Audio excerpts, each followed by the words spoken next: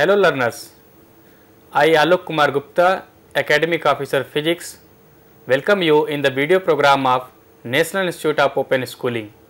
Dear learner, today our topic is units, dimensions and vectors. In this topic we have selected introduction of units.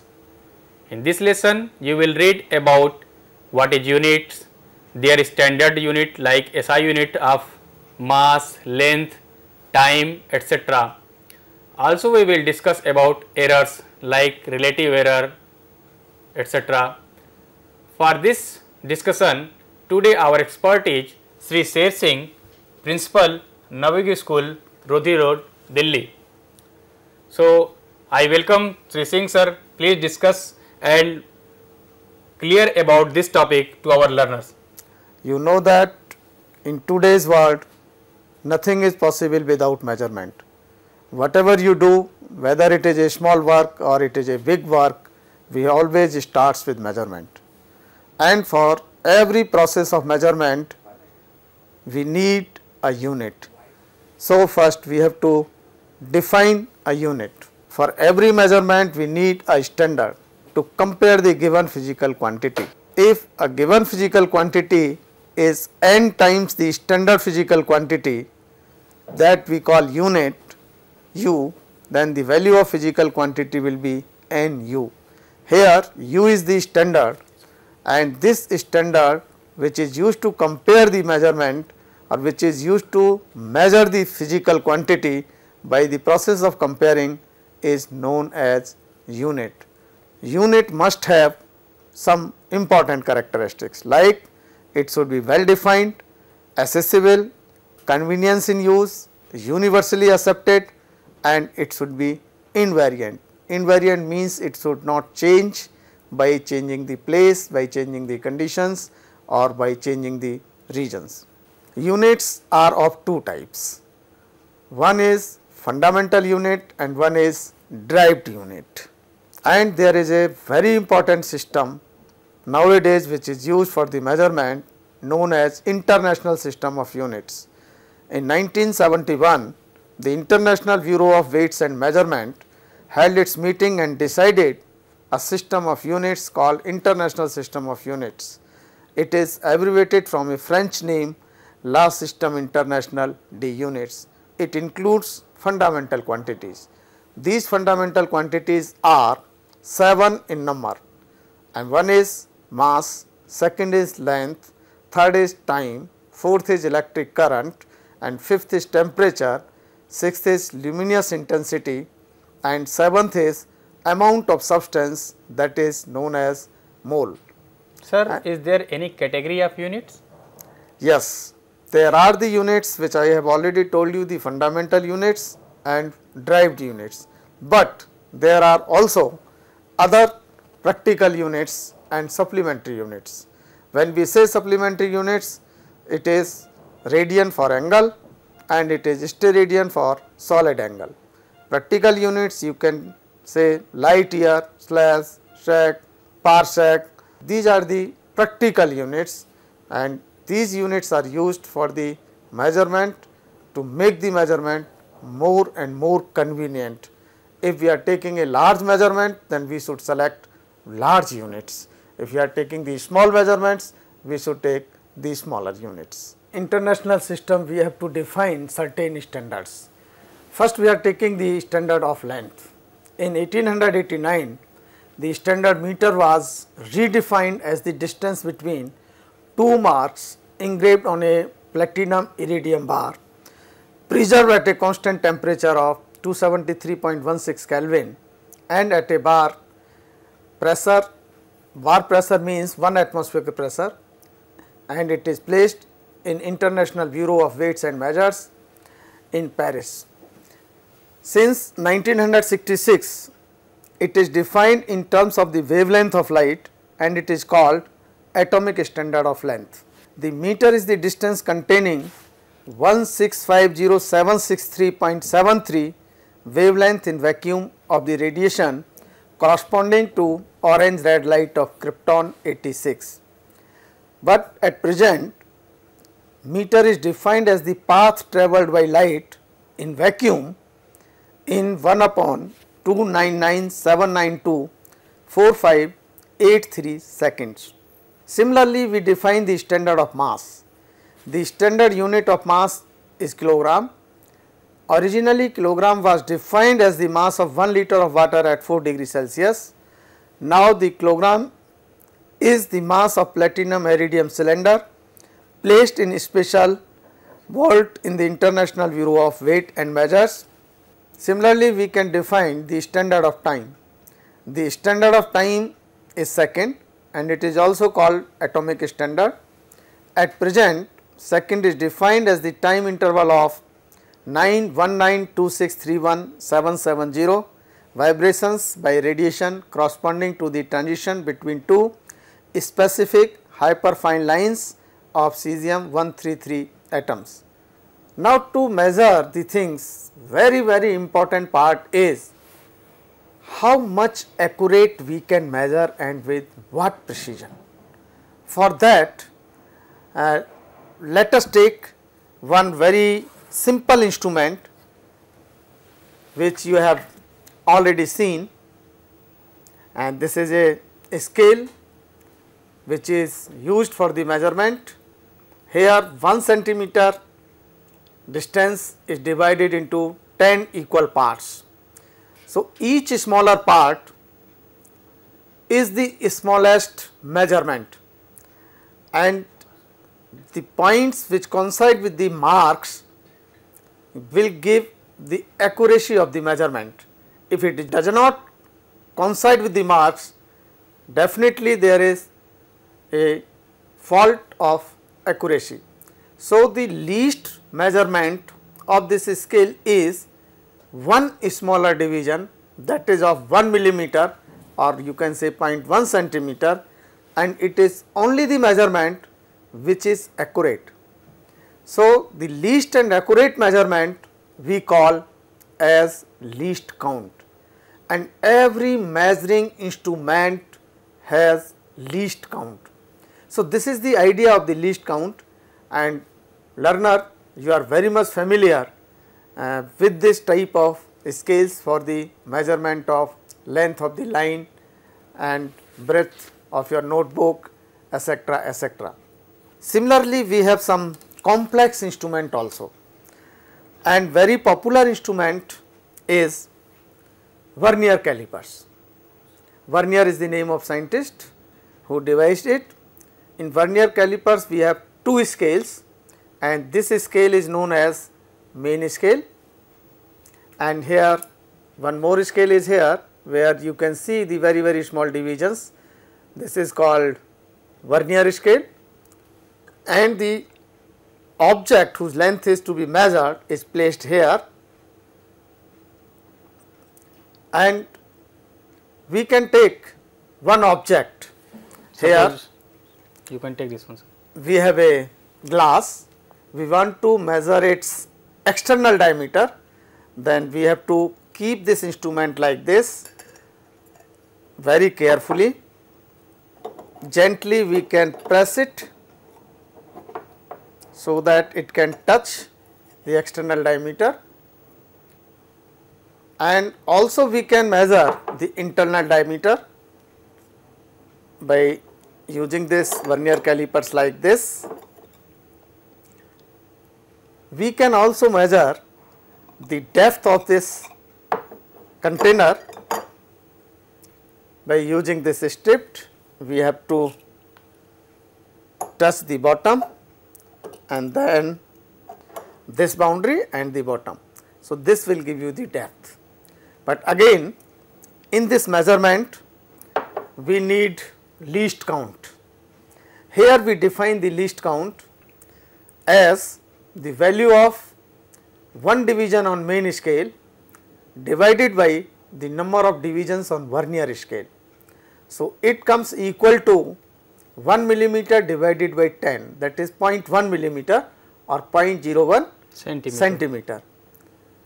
And more important thing is this, when we use the object like this, the main scale will give you the reading of main scale. Suppose it is 5.6 And secondly, we have to see the coinciding division of vernier scale with any mark of the main scale. Suppose it comes equal to 6, then we have to multiply it by this 6 to the least count, and that least count is 0.01. So, 0.01 multiplied by 6, it will give 0.06. So, the total measurement becomes equal to the value of measurement by main scale plus value of measurement by vernier scale, that is 5.6 plus 0.06, that is 5.66. Similarly, we have another instrument which is known as screw gauge, and the part which is in my finger grip is known as ratchet. This is circular scale, and here you can see main scale. Here you can see the divisions on the main scale. In similar way, we can define the least count of it, and least count will be the value of one division on the main scale divided by number of divisions on the circular scale. Here value of one division on the main scale is 1 millimeter and number of divisions on the circular scale 100. So, 0.1 centimeter you can say, or 1 millimeter you can say, divided by 100. So, it will give you 0.001 centimeter, that is up to 3 place of decimal. And if you want to measure the thickness of very smaller value, we can keep the object like this, and then when it comes in the grip directly like this, we have to read the main scale, and same way the number of divisions on the circular scale. Similarly, its total measurement will be the measurement of main scale plus measurement of circular scale. In circular scale, we have to read the coinciding division, and again we have to multiply these coinciding division to the least count of the instrument, and then we have to add it into the main scale reading, then we will get the complete measurement. So, these are the simple and popular instrument used for the measurement. And now, in all measurements, the important point is the least count. The least count of a measuring device is the smallest and accurate measurement that can be made precisely with it. For example, the 3 clocks are shown here in the figure, and these 3 clocks have least count 15 minutes, 15 seconds and 5 minutes respectively.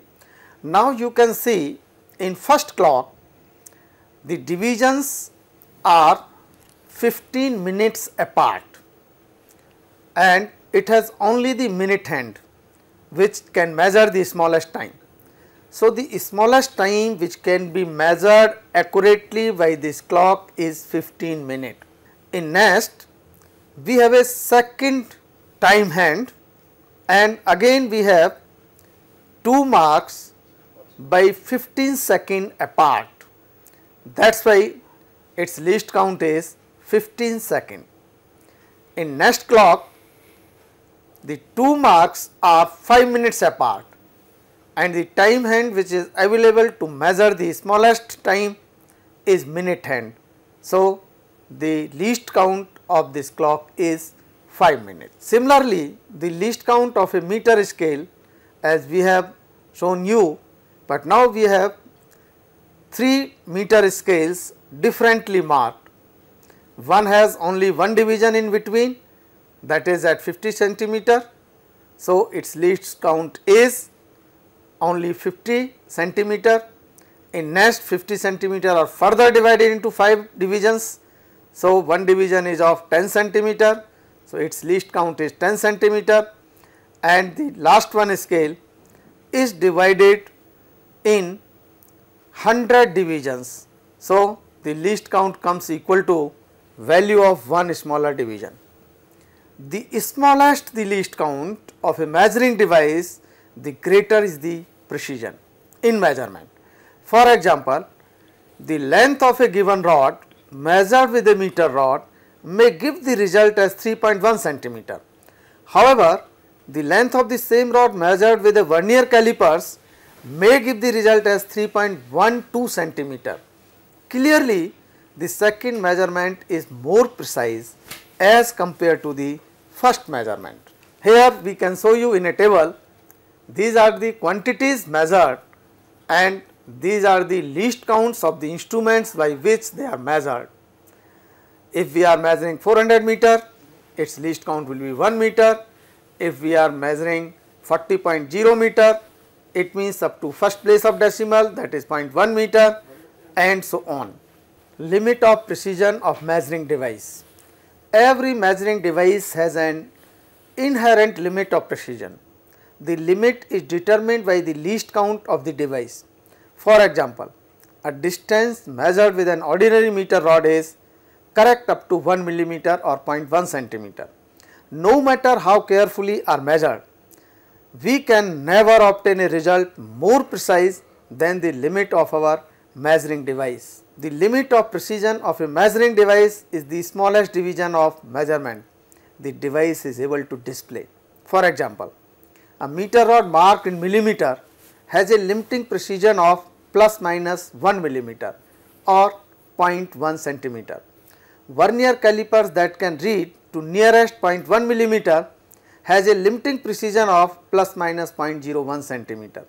Similarly, diameter of the cylinder measured by a vernier calipers 3.00 centimeter lies between 3.01 centimeter and 2.90 centimeter. Now come to the accuracy and precision of instrument.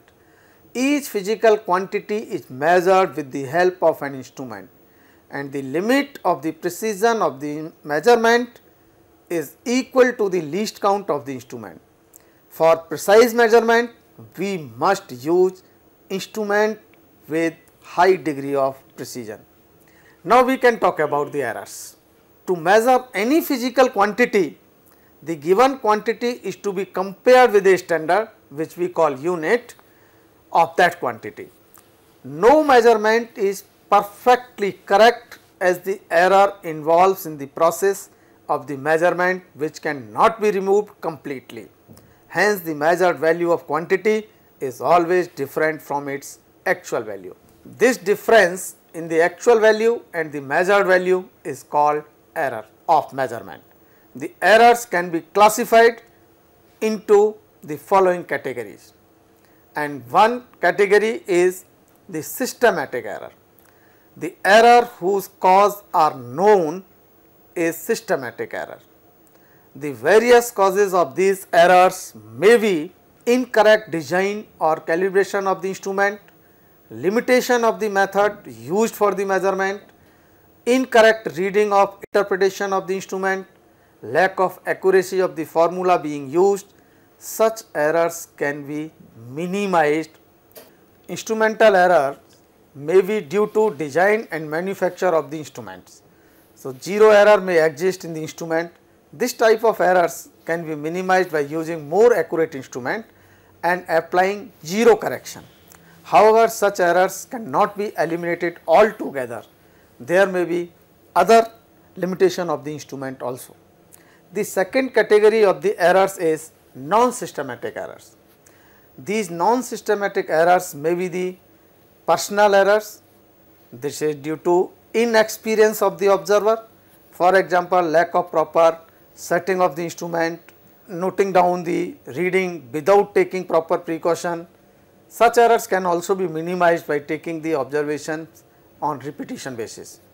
Errors due to ignorance on account of ignoring certain facts. For example, generally buoyancy is ignored at the time of weighing of a body from a common balance. Errors due to external causes arises due to change in temperature, pressure, humidity, etc. During the experiment, relevant correction can be applied to minimize these errors. Due to large variety of factors, such errors arise. The causes of such errors are not known.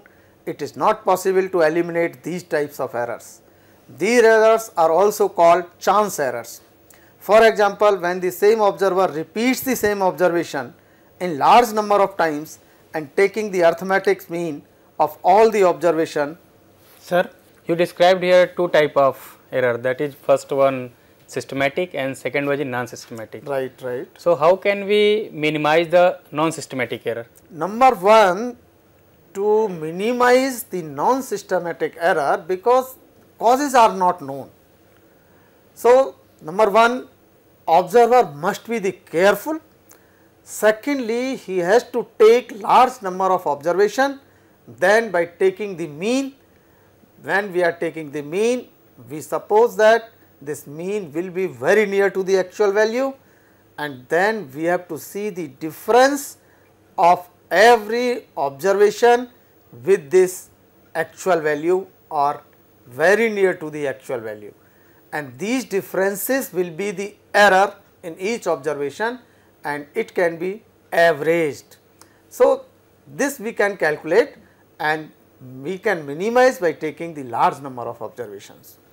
Now, same times the reading an instrument without setting the instrument properly, taking the observation wrongly without caring for the sources of errors and the precautions, recording the observations wrongly, using wrong values of the observation in calculation.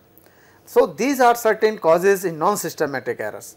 These errors can be minimized only when the observer is sincere and mentally alert in calculations and elimination of errors. Sir, is the observation of one physical quantity associated with the different error? Yes, very important question you have asked. When we are measuring same quantity with two different instruments, definitely the error will be the different, because their least count may be different. So, error depends upon least count also. This is systematic error, because maximum possible error in systematic errors is the least count of the instrument. So, now we can take some other examples. This type of observation can be made, but there will be error in all the instruments. Now, this error can be defined in absolute terms. In the measurement of a physical quantity, absolute error is the magnitude of the difference between the true value and the measured value of the quantity. For example, let us suppose that a physical quantity is measured n times. Let the measured value be x1, x2, x3 up to n. Then the arithmetic mean of these values is given by the sum of all these quantities divided by n, and we consider that it is very near to the actual value or true value. So, by definition, absolute error in the measured values of the quantities will be, in first observation it will be x minus x1, in second observation it will be x minus x2, similarly in third and in fourth. So, the absolute error may be positive in certain cases and it may be negative in certain cases. Now, we have to take the mean absolute error by taking the mean of all these errors, that is delta x1 plus delta x2 plus delta x3 up to n divided by n. Here delta x represents only the magnitude of absolute error. But when we state absolute error, it does not give a very significant meaning, because there are the two observers and the errors reported by these two observers is 0.2 and 0.2. But in how much observation it is 0.2? If suppose one person is committing an error by counting the note of rupees 100 and counting the error is 5, and another student is counting lakhs of rupees and making the error of 50, then definitely the second student is committing less error. So, absolute error has no significant value until and unless it is measured in terms of relative errors. So, we will talk about the relative errors. The relative error or the fractional error of measurement is defined as the ratio of mean absolute errors to the mean value of the quantity measured. Relative error or fractional error is the mean absolute error divided by mean value. Similarly, we can define the percentage error. When relative error or fractional error is expressed in percentage, then it is called percentage error, or relative error we can multiply by 100 to express it in the form of percentage error. So, relative error and percentage error are more significant as compared to the absolute error. I want to one question. I have one question. Which one communicates the error in better way? I mean, error, relative error or percentage error? Relative error is very much significant, but if you are expressing it in form of percentage, then it is called unification of errors, because every error is being expressed over the 100. So, this is a better way to express error in terms of percentage error. Thank you, sir. Dear learner, so I think today we have discussed about units, fundamental units, derived units and SI units of mass, length, time, etc. Especially we have already also our expert described about precision, accuracy, error, so many type of errors. So, dear learners, I am sure you are enjoying with this video tutorial lectures, and hopefully we will get in more touch in the next video tutorial program with the rest part of unit, dimension and vectors. So, we are thankful to our experts Sri Singh sir, who give their valuable time and clear about all these things about units, errors, accuracy, etc. So, dear learner, I hope you will be more benefited after seeing this video program.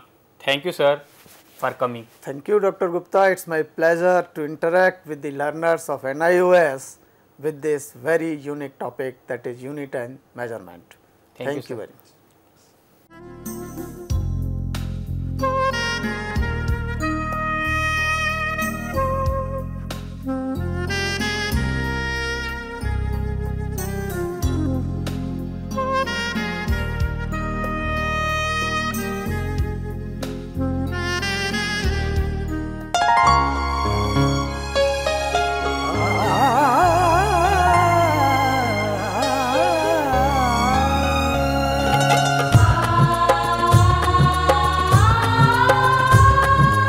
जीवन ये प्रकाशित करने, राहों को आलोकित करने, हम अपना दीपक स्वयं बने, हम अपना रास्ता स्वयं चुने।